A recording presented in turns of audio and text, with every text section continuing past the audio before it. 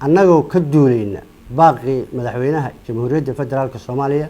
mudane Maxamed Cabdullaahi Farmaajo oo ku baaqay in dhammaan gudaha dalka laga sifeyn doono argagixisada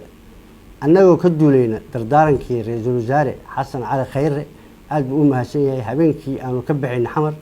12 habeenimo noo yimid ilaa iyo 1 habeenimo nala joogay dhammaan saraakiishii guutooyinka taliyo ururada taliyo horimada iyo taliyaha ciidanka dhulka wuxuu nagula dardaarmay inaan cadawga dalka ka sifeyno shacabkana aan badbaadino alxamdulillaah rabbil caalamiin haddaanu nahay ciidanka xoogga dalka Soomaaliyeed waanu ku soo guuleysanay waana soo afjarnay gobolka Shabeellaha Hoose magaalada Jannaale waa la socotaan waxay ay saldhiggii ugu weynaa ee argagixisada Jannaale waxay ahayd marinka iyo dhaqaalaha meesha ay ka helaan iyo wadooyinka ee gobolada oo dhan isku xira haddaanu nahay ciidanka qalabka sida xoogga dalka Soomaaliyeed alxamdulillaah rabbil caalamiin wax khasaara oo na soo gaaray annaga ciidan ahaan dhimasho ay dhaawac ma jiraan haddaan ka warramo dhinaca cadowga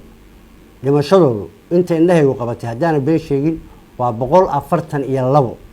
dhaawacu waa 29 maxaabiis ahaan waxaan u haynaa 18 waxaanu ka qabanay hub noocyadiisa kala duwan 22 qori oo isugu jira baasuuki aakeeyo iyo BKM dhammaanna gacantan ku haynaa ciidanka xoogga dalka Soomaaliyeed waxay shacabka Soomaaliyeed gaar ahaan shacabka Jannaale idin ballan qaadayaan saan cadawga idinkaga xoreynay inaysan dib dambe idinkuga soo noqon doonin waanu sifeynay dhammaan hareeraheeda waana daba soconnaa waa bacsanaynaa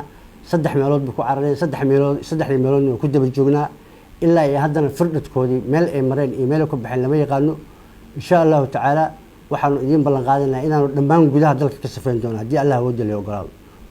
waxa kaloo jirta sida la socotaan shacabkii Soomaaliyeed ee reer Jannaale oo ay dhibaateeyeen oo magaalada daafaheeda ilaa ay marka u qaxay waxaanu ku soo celinay magaaladii 1500 oo qof waxaanu u qaybinay raashin noocyadiisa kala duwan dadkii oo macluul u baqtiyay oo gaajo u baqtiyay oo haraad u baqtiyay waxay laayaan iyo waxay bareeyaan iyo waxay gacanta ka jiraan ay ka dhigeen ay ka carareen waanu ku soo celinay shacabkii magaalada waa furan tahay ganacsigoodii waa u ogolaanay dukaamadoodii si xor ah u shaqeystaan waxaanu kala u qaybinay raashin 1500 oo shacab ah oo isugu jiraan dumar iyo caruur oo taliyaha ciidanka dhulka iyo annagu aan u qaybinay hadda waxa kaloo jooga taliyaha ciidanka xoogga dalka Soomaaliyeed Janaal Odawa Yuusuf Raage